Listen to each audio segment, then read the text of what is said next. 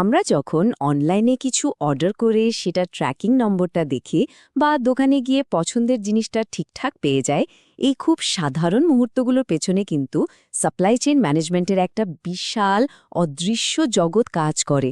চলুন এই অদৃশ্য যন্ত্রটার পেছনের 5টা মূল কৌশল জেনে নিই। এই ফিলিংসটা কিন্তু আমাদের সবার চেনা, তাই না? একটা প্যাকেজের জন্য অপেক্ষা করা। এই অপেক্ষার পেছনের আসল ম্যাজিকটাই হলো একটা সাকসেসফুল সাপ্লাই চেইন। এটাই নিশ্চিত করে যে আপনার পছন্দের জিনিসটা হাজার হাজার মাইল পেরিয়ে একদম ঠিক সময়ে আপনার দরজায় এসে পৌঁছায়। যখন সব কিছু একদম ঠিকঠাক চলে, তখন ব্যাপারটা আসলেই কিন্তু একটা জাদুর মতো লাগে। দোকানে তাক ভরা, ডেলিভারি একদম টাইমলি, আর কাস্টমাররাও খুশি। কিন্তু যখন এই সিস্টেমে কোনো গড়বড় হয়, তখন সেই জাদু মুহূর্তেই হতাশায় বদলে যায়। দোকানে জিনিস নেই, ডেলিভারিতে দেরি, আর কাস্টমারদের বিরক্তি। তবে ভালো খবরটা হলো, এই অবস্থার উন্নতির জন্য কিন্তু বিশাল কোনো কর্পোরেশন হওয়ার দরকার নেই।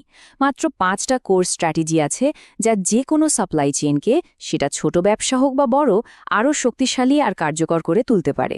চলুন তাহলে শুরু করা যাক।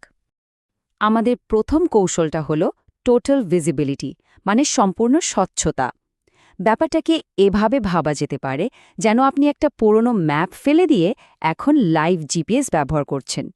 পুরনো ম্যাপ হয়তো বলতে পারবে আপনি কোথায় আছেন, কিন্তু জিপিএস আপনাকে বলে দেবে সামনে কোথায় জ্যাম বা কোন রাস্তাটা ধরলে তাড়াতাড়ি পৌঁছানো যাবে।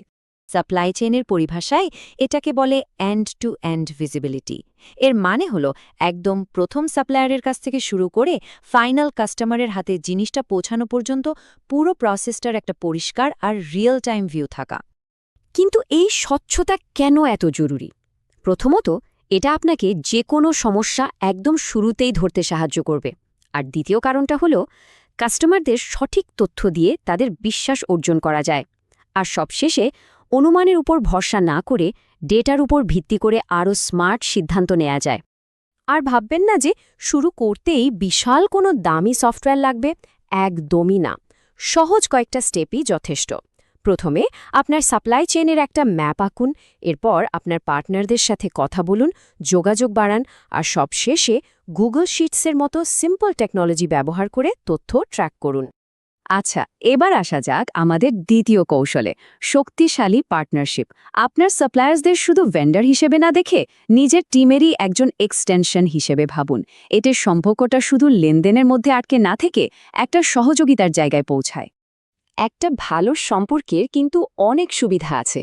এতে কমিউনিকেশন অনেক ভালো হয়, ফলে সমস্যাও তাড়াতাড়ি সমাধান হয়। কোনো কঠিন সময়ে সাপ্লায়াররা আপনার অর্ডারকে প্রায়োরিটি দেয়, আর প্রায়ই তারা প্রোডাক্ট বা প্রসেস উন্নত করার জন্য দারুণ সব আইডিয়া দেয়, যা তারা শুধুমাত্র বিশ্বস্ত পার্টনারদের সাথেই শেয়ার করে। এই সম্পর্ক কি মজবুত করার কিছু সহজ কিন্তু খুব কার্যকর উপায় আছে। যেমন ধরুন, পেমেন্টটা সবসময় সময় করে দিন। এটা বিশ্বাস তৈরির একদম প্রথম ধাপ।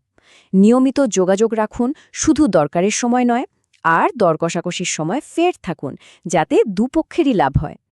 আমাদের 3 নম্বর কৌশল হল স্মার্ট ইনভেন্টরি ম্যানেজমেন্ট। এখানের আসল চ্যালেঞ্জটা কি জানেন?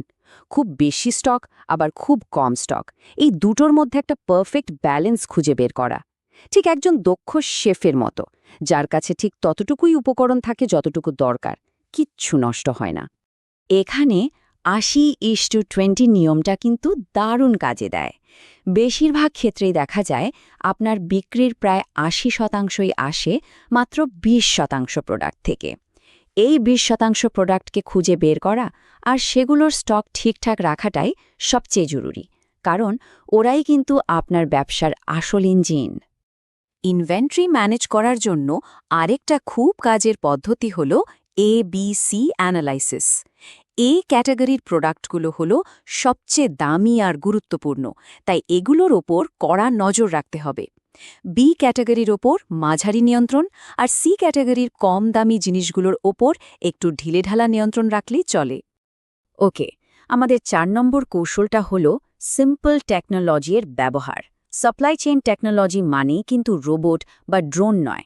এর আসল মানে হল সঠিক টুলস ব্যবহার করে প্রতিদিনের কাজকে আরও সহজ আর নিখুঁত করে তোলা। শুরুটা কিন্তু একদম সহজ সরল কিছু টুল দিয়ে করা যায়, যেমন শেয়ার্ড স্প্রেডশিট, যা টিমের সবাই অ্যাক্সেস করতে পারে।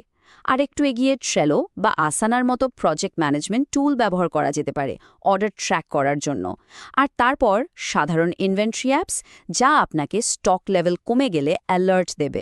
একটা কথা কিন্তু মাথায় রাখা দরকার, সবচেয়ে ভালো টেকনোলজি সেটাই যেটা আপনি আর আপনার টিম আসলেই ব্যবহার করবেন। তাই অনেক ফিচার দেখে ঘাবড়ে না গিয়ে সহজ কিছু দিয়ে শুরু করুন এবং তারপর প্রয়োজন অনুযায়ী এগুন। আর সবশেষে আমাদের ৫ নম্বর কৌশলটা হল রেজিলিয়েন্ট প্ল্যানিং বা স্থিতিস্থাপক পরিকল্পনা। এর মানে কিন্তু সমস্যা এড়ানো নয়, বরং যে কোনো অপ্রত্যাশিত ঘটনার জন্য তৈরি থাকা। একটা ভালো সাপ্লাই চেইন যে কোনো ঝড়ের মোকাবেলা করার জন্য প্রস্তুত থাকে। এই প্রস্তুতির জন্য নিজেকে কয়েকটা হোয়াট ইফ বা কি হবে যদি প্রশ্ন করতে হবে। যেমন ভাবুন তো, আপনার প্রধান সাপ্লায়ার যদি কোনো সমস্যায় পড়ে, আপনার হাতে কি কোনো বিকল্প প্ল্যান আছে? অথবা যদি হঠাৎ করে তেলের দাম অনেক বেড়ে যায়, এটা আপনার ট্রান্সপোর্ট খরচকে কিভাবে এফেক্ট করবে, আর সেটা আপনি কিভাবে সামলাবেন? আবার চ্যালেঞ্জটা কিন্তু পজিটিভও হতে পারে। ধরুন আপনার পণ্যের চাহিদা হঠাৎ দ্বিগুণ হয়ে গেল, আপনি কি সেই চাহিদা মেটানোর জন্য তৈরি? প্ল্যানিং কিন্তু শুধু খারাপ পরিস্থিতির জন্য নয়, ভালো পরিস্থিতির জন্য সমান জরুরি। তো এই ফ্লেক্সিবিলিটিটা কিভাবে তৈরি করা যায়? কয়েকটা সহজ উপায় আছে। একাধিক সাপ্লায়ারের সাথে কাজ করা, বিভিন্ন ট্রান্সপোর্ট অপশন হাতে রাখা, আর আপনার সবচেয়ে জরুরি প্রোডাক্টগুলোর জন্য একটা সেফটি স্টক রাখা। এটা অনেকটা আপনার ইন্স্যুরেন্স পলিসির মতো কাজ করবে। এত কিছু শুনে মনে হতে পারে যে সাপ্লাই চেইন ইমপ্রুভ করাটা একটা বিশাল ব্যাপার, কিন্তু আসলে এটা ছোট ছোট ধারাবাহিক কিছু পদক্ষেপের একটা জার্নি। একবারে সবকিছু করার দরকার নেই, যে কোনো একটা কৌশল দিয়ে শুরু করলেই হবে। আসলে মূল কথাটা হলো, একটা দুর্দান্ত সাপ্লাই চেইন মানে পারফেকশন নয়, এর মানে হলো প্রগ্রেস বা উন্নতি, ক্রমাগত শেখা, মানিয়ে নেবা, আর ছোট ছোট উন্নতির মাধ্যমেই আসল সাফল্য আসে। তো আলোচনা শেষ করার আগে একটা প্রশ্ন রেখে যাই। এই সপ্তাহে আপনার সাপ্লাই চেইনে এমন কোন একটা ছোট উন্নতি আনা যেতে পারে, যা হয়তো ভবিষ্যতে একটা বড় পরিবর্তন আনবে? একটু ভাবুন আর আজই একটা পদক্ষেপ নিন।